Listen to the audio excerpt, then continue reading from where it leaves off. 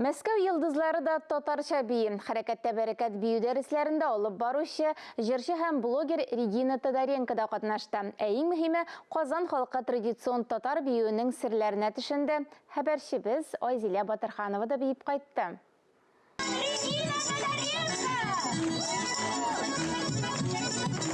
Мәскәү йылдызы җырчы һәм алып баручы Регина Тодоренконың татар биюен башкаруы интернет киңлекләрендә гаҗәеп күп мактау сүзләренә лаек булды. Регинадан кызыгып, татар биюен өйрәнергә теләүчеләр тагын да күбәйде булса кирәк. Кабан күле яр буе бу кичтә гөрләп торды. Бәттә инде монда барысы да эзләнүләр, безнең бит инде биючеләребездә, алар профессиональ биючеләр. Алар барысы да шушы һәрбер программага җентекләп әзерләнәләр. Консультацияләр узалар дип әйтсәк тә дөрес булыр. Бу үзенә күрә хәтта фәнни хезмәт дип атарга була бу һәрбер проектны. Без перформансын караганнан соң халык үзе дә рәхәтләнеп биюгә кушылды. Biz tatarcha, mишәрчә биедек. Мин аңламадым аны, конечно. Но әйттереп тордым мин. Әйттереп тордым.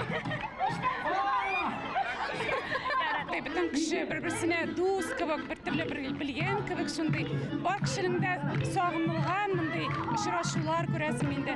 Үземдә кызыксынам бию белән, татар миле бию белән.